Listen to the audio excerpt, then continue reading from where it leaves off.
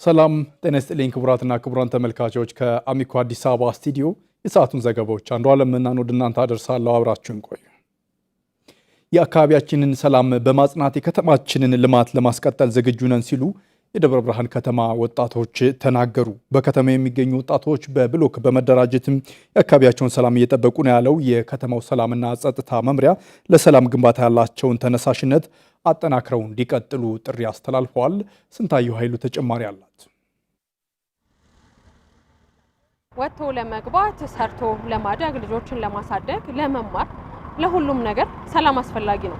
ይህንን ሰላም ታዲያ በእጅጉ ከሚያስጠብቁት የማህበረሰብ ክፍሎች መካከል ደግሞ ወጣቶች ትልቁን ሚና ይወስዳሉ። ወጣቶች ለሰላም ግንባታ ያላቸው አበርክቶ ምንድነው የሚመስለው? አካባቢው ሰላም እንዲሆን ሀገራችን ሰላም እንድትሆን ምን አይነት አበርክቶን እያበረከታችሁ ነው ስንል የደብረ ብርሃን ከተማ ወጣቶችን ዞር ብለን አነጋግረናቸዋል።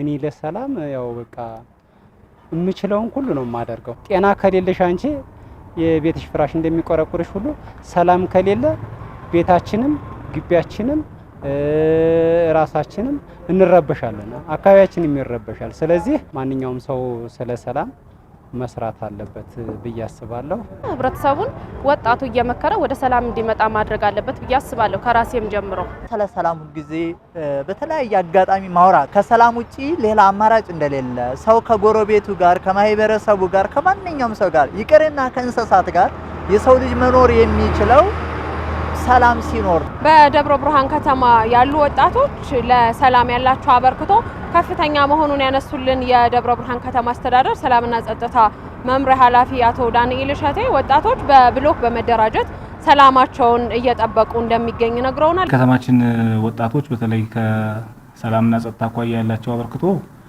ከፍተኛ የሆነ አበርክቶ ነው ያለው። አንደኛ በፍላጎት ደረጃ የከተማው ሰላም እንዲሆን ይፈልጋሉ። የተረጋጋ ጸጥታ ስራ እንዲኖር ይፈልጋሉ። በየትኛውም መንገድ ከተማው ላይ የተለየ ጸጥታ ችግር እንዲፈጠር አይፈልግም። በአስተሳሰብ ደረጃ በዚህ ልክ በተለያዩ መድረኮች ውይይቶች ተወያይተዋል። ጸጥታ መዋቅሩን እና የከተማውን ጸጥታ በዚህ ልክ እየደገፉ ነው ያሉት።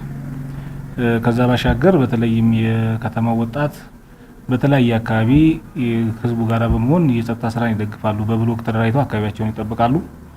ለከተማችን የጸጥታ መዋቅር አጠቃላይ የመረጃ ምንጭ በመሆን የመረጃ ስራ ይሰራሉ።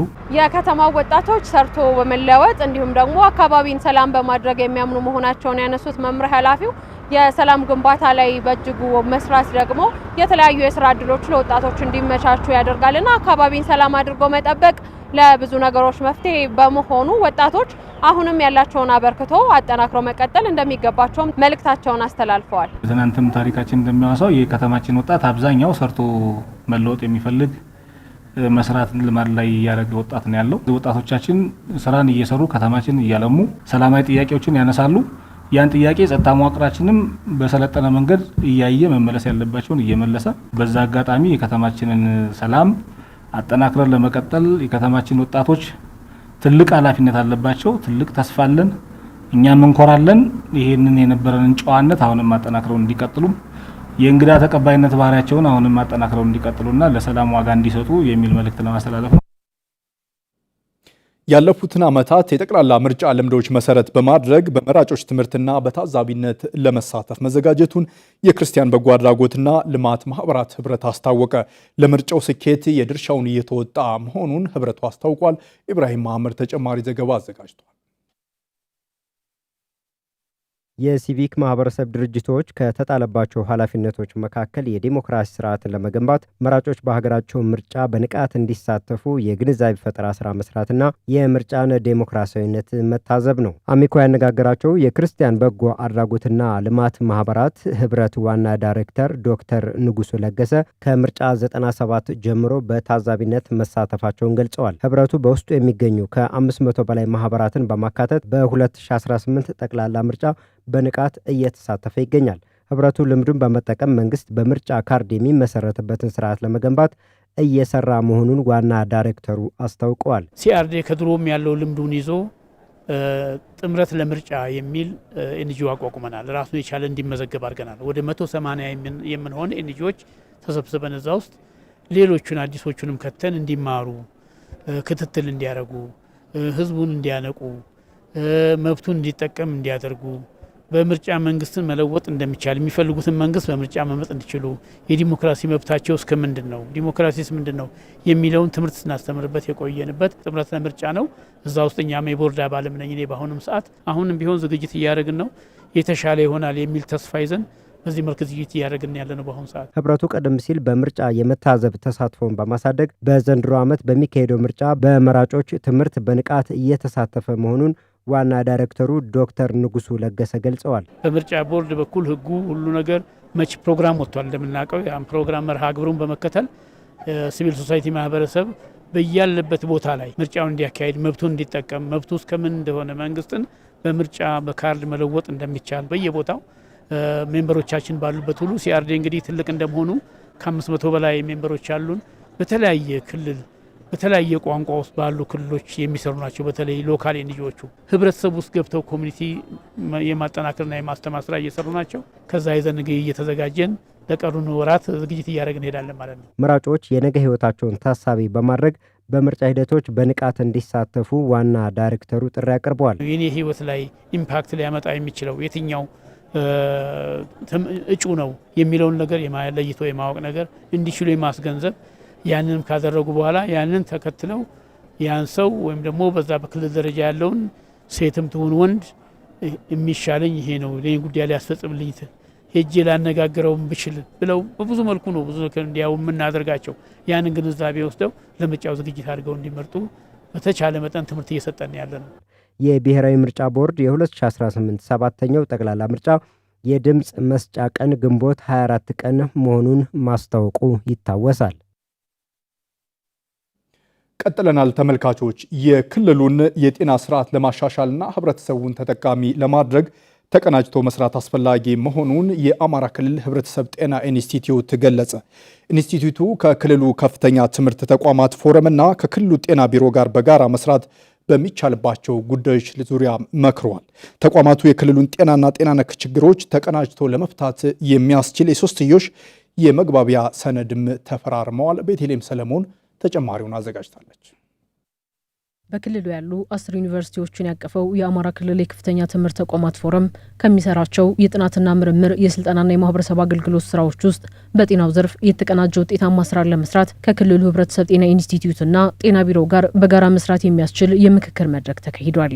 የአማራ ክልል ህብረተሰብ ጤና ኢንስቲትዩት ዋና ዳይሬክተር በላይ በዛብህ መድረኩ በክልሉ ያሉ ጤናና ጤና ነክ ጉዳዮች ላይ የነበረውን አጋርነት በማጠናከር የጤና ስርዓቱን ለማሻሻል በቅንጅት መስራትን ዓላማ አድርጎ የተዘጋጀ ነው ብለዋል። የአሁኑ ለየት የሚያደርገው እስካሁን ስንሰራ የነበረበትን ስምምነት በማሻሻል በተለይ ደግሞ እነዚህ ዩኒቨርሲቲዎች 10 ዩኒቨርሲቲዎች ነው በክልላችን ያሉ 9ኙ የሕክምናና ጤና ሳይንስ ኮሌጅ አሏቸው። ክልሉ ደግሞ እንደገና 5 የሕክምናና ጤና ሳይንስ ኮሌጅ አለው በራሱ። ስለዚህ እነዚህን በክልሉ ውስጥ የሚገኙ ሕክምናና ጤና ሳይንስ ኮሌጆች በምርምር እንደዚሁም ደግሞ በህብረተሰብ ጤና አደጋዎች መከላከልና መቆጣጠር አጠቃላይ በጤና አገልግሎቱ ላይ እና አጠቃላይ የጤና ስርዓቱን የበለጠ ለማሻሻል አንድ ላይ መስራት አለብን ነው።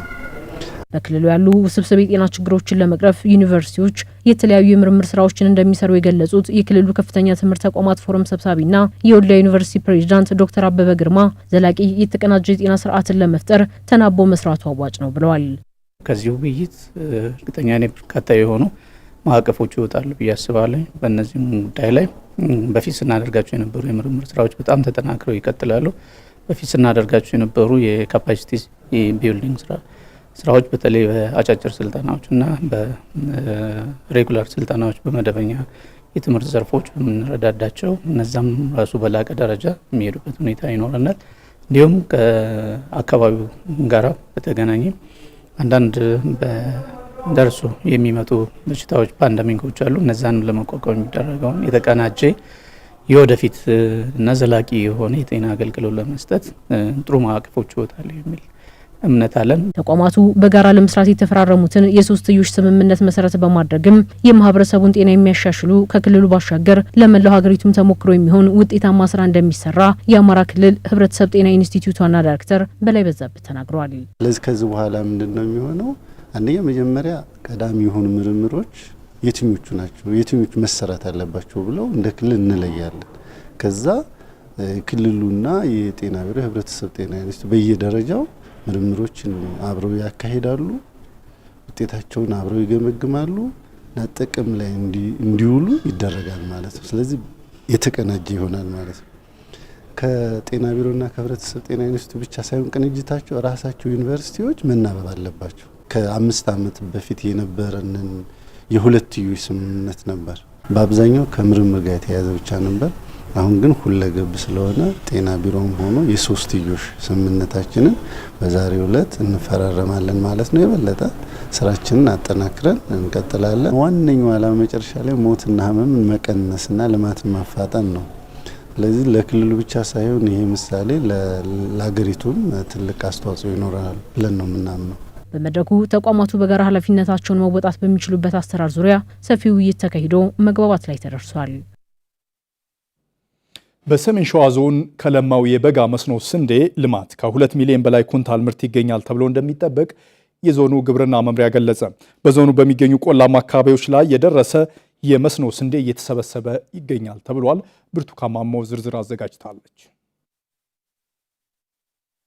አርሶ አደር መስፍን በላቸው ይባላሉ። የመስኖ ስንዴን ማምረት ከጀመሩ ቢሰነባበቱም በዘንድሮ የመስኖ ስንዴያቸው ግን ተስፋ ጥለዋል። መስኖው ቆንጆ ነው፣ የታዘራ በሙሉ ደስ ይላል። በሲያ ደብርና ዋዩ ወረዳ የበጋ መስኖ ስንዴ በትኩረት እየለማ ይገኛል። መስኖ ለማልማት አስቸጋሪ የሆነውን የውሃ እጥረት በአዲሱ ስፕሪንክለር ቴክኖሎጂ በመታገዝ እያለሙ መሆናቸውን አርሶ አደሮቹ ጠቁመዋል። መንግስትም እየረዳ ግብርናም እየረዳን እኛም እርስ በራሳችን እየተረዳዳን እየሰራን ነው ያለ ነው። ወረዳው ግብአት በወቅቱ በምንፈልገው ልክ ይለግስልናል፣ ይከታተሉናል። በወቅቱ እንድንዘራ፣ በወቅቱ እንድናርስ፣ በወቅቱ ተባይ ክትትል እንድናረግ፣ አረም ክትትል እንድናረግ ይደግፉናል። መድኃኒቶችን በወረዳ አካባቢ ስላሉ ብዙ በዛ በኩል ችግር የለባቸውም። የሲያ ደብርና ዋዩ ወረዳ በመስኖ ስንዴ ማልማት ከጀመረ 3 ዓመታት አልፎታል። ባለፈው ዓመት 636 ሄክታር መሬት ብቻ ነው ማልማት የተቻለው። በዘንድሮ ግን በ3 እጥፍ በማሳደግ በወረዳው የሚለማውን የበጋ መስኖ ስንዴ ልማት ማጠናከር እንደቻሉ የወረዳው ግብርና ጽሕፈት ቤት ኃላፊ አቶ ጥላውን እንዳለማው ገልጸዋል። 636 ሄክታር ነበረ የምናለማው ባለፈው ዓመት የደረስንበት። በዘንድሮ ዓመት ከ1200 ሄክታር በላይ በመጨመር 1875 ሄክታር የፈጸምንበትና ከጊዜ ወደ ጊዜ ጎን ለጎን የውሃ እጥረቱ እየፈተነን ቢመጣም የአርሶ አደሩ ጥቅሙን እየተረዳ በመጣበት ጊዜና የመስራት አቅማችን የመፈጸም አቅማችን ሲጨምር በስፋት እያመረትን ያለንበት አጠቃላይ ከዚህም እርሻ ካረስነው ላይ ከ105,000 ኩንታል በላይ ምርት ይጠበቃል። እንደ ሰሜን ሸዋ ዞን ለ3 ዓመታት የተሞከረው የበጋ መስኖ ስንዴ ልማት ዘንድሮ በ4ኛው ዓመት የተሻለ ምርት እንዲሰጥ ተደርጓል። ክፍተቶችን የሞላንበት አርሶ አደሩ ማሳ ድረስ በመገኘት ክትትል ያደረግንበት የበጋ መስኖ ስንዴ ልማት ከእቅድ በላይ የተፈጸመበት ዓመት ነው ያሉን በዞኑ ግብርና መምሪያ የአትክልትና ፍራፍሬ የመስኖ አጠቃቀም ቡድን መሪ ወይዘሮ አስካሌ ፍሮ ናቸው። ከቡቃያ እስከ ማሸት ያለበት እንደዚሁ ምርት መሰብሰብ የተጀመረበት ወቅት ነው። ደጋማ አካባቢ ላይ ትንሽ ያው ዘግይቶ ስለሚዘራ አሁን ጥሩ እሸትና ቡቃያ አካባቢ ላይ ነው ያለው። ያው ወደ 2 ሚሊዮን ኩንታል ከ51967 ሄክታሩ ወደ 2 ሚሊዮን ኩንታል ነው እቅዳችን። አሁን ባለንበት ያው ቆላማ አካባቢ ነው የመሰብሰብ ስራ የተጀመረው። ደጋማ ያው ከብርዱም ከምኑም ጋር ተያይዞ ትንሽ ዘግየት ብሎ ነው ታሳስ መጨረሻ ጥር መጀመሪያ አካባቢ ላይ ነው የሚዘሩት። ወደ 260,000 ኩንታል አካባቢ አሁን እጃችን ላይ የደረሰበት ሁኔታ ነው ያለው። አሁን በሰፊው ቆላው ላይ የተሰበሰበበት ሁኔታ ነው ያለው። የደረሱ ሰብሎች እየተሰበሰቡ መሆኑንም ጠቁመዋል። ተመልካቾች አሁን ሰዓቱ የአጫጭር ዘገባዎች ነው። መሰረት መቅጫ አሰናድታቸዋለች። አብረን እንከታተል።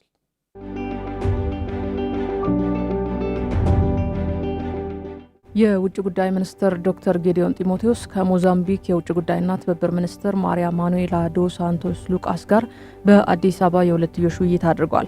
በውይይቱ ዶክተር ጌዲዮን ኢትዮጵያና ሞዛምቢክ በፓን አፍሪካኒዝም እሳቤ ላይ የተመሰረተና ረጅም ዘመናትን ያስቆጠረ ልዩ ግንኙነት ያላቸው ሀገራት መሆናቸውን ገልጸዋል። ሚኒስትሩ አክለውም ይህንን ታሪካዊ ትስስር ይበልጥ ለማሳደግ በሁለቱ ሀገራት መካከል ተጨባጭ በሆኑ የትብብር መስኮች ላይ በንቃት መንቀሳቀስ እንደሚገባ አስገንዝበዋል። የሞዛምቢክ ውጭ ጉዳይ ሚኒስትር ማሪያ ማኑኤላ በበኩላቸው ሀገራቸው ከኢትዮጵያ ጋር ያላትን ግንኙነት ለማጠናከር ከፍተኛ ፍላጎት እንዳላት ገልጸዋል።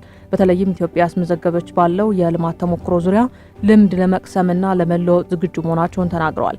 ሚኒስትሯ በተለያዩ የልማትና የፖለቲካ ዘርፎች ከኢትዮጵያ ጋር በትብብር ለመስራት ቁርጠኛ መሆናቸውን በውይይቱ ወቅት ማስታወቃቸውን የኢትዮጵያ ብሮድካስቲንግ ኮርፖሬሽን ዘግቧል።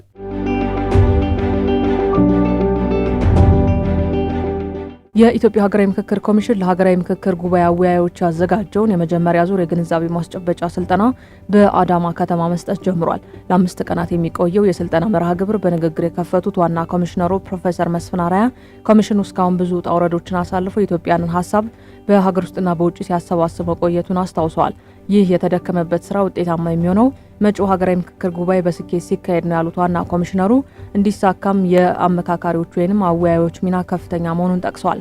ዋና ኮሚሽነሩ አክለውም አወያዮች ወገንተኝነታቸው ለሁሉም ኢትዮጵያዊ እንዲሆን ያደራ መልእክት አስተላልፈዋል። ምክክሩን በገለልተኝነት በመምራት የተሰጣችሁን ኃላፊነት በብቃት ለመወጣት ተዘጋጁ ሲሉም አሳስበዋል።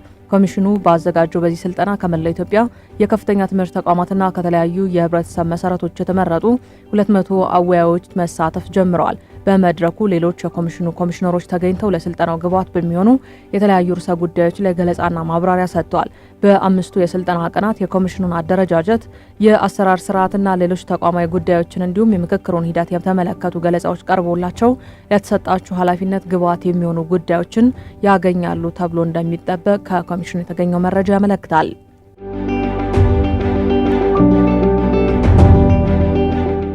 የሰው ሰራሽ አስተውሎትን በሁሉም ተቋማት ገቢራዊ ማድረግ የሚያስችል የኢንፎርሜሽን ቴክኖሎጂ መሰረተ ልማት እየተገነባ እንደሚገኝ የኢትዮጵያ ኢንፎርሜሽን ቴክኖሎጂ ፓርክ ገለጸ። የኢትዮጵያ የኢንፎርሜሽን ቴክኖሎጂ ፓርክ ዋና ስራ አስፈጻሚ በለጠ ሱባለው ለኢዜአ እንዳሉት የሰው ሰራሽ አስተውሎት ለአመራር ልህቀትና ቴክኖሎጂ ልማት አስገዳጅ እየሆነ መጥቷል። የኢንፎርሜሽን ቴክኖሎጂ ፓርኩም የሰው ሰራሽ አስተውሎት መሰረተ ልማትን በማስፋፋት በኢትዮጵያ አስቻይ የዲጂታል ከባቢ ለመፍጠር እየሰራ መሆኑን ገልጸዋል። በተለይም የፋይበር ፓወርና ሌሎች የዲጂታል መሰረተ ልማቶችን በማሟላት የኢንፎርሜሽን ቴክኖሎጂ ስርዓትን የሚያዘምን ምቹ ሁኔታ መፈጠሩን ተናግረዋል። የዲጂታል ኢትዮጵያ 2030 ስትራቴጂን ከግብ ለማድረስ በሰው ሰራሽ አስተውሎትና በዲጂታል ክህሎት የበለጸገ የሰው ኃይል ማፍራት እየተቻለ መሆኑን አስረድተዋል። የሁሉም ተቋማት የዳታ ስርዓት የማሰባሰብና መተንተን አቅም ለማጎልበት የመንግስትና የግል ተቋማት ትብብርን ማጠናከር እንደሚያስፈልግም አስገንዝበዋል። አምሃራ ሚዲያ ኮርፖሬሽን የሁሉም ማህበራዊ ሚዲያ ገጻችን መገኛ ነው። www.amico.tt ደግሞ ዌብሳይታችን ነው። ተመልካቾች ከአማራ ሚዲያ ኮርፖሬሽን አዲስ አበባ ስቱዲዮ ለሰዓቱ የተዘጋጁ ዘገባዎች እኒህ ናቸው። ዘገባዎቹን አንዱ አለመናን ወደ እናንተ አደረስኩ። ጤና ይስጥልኝ።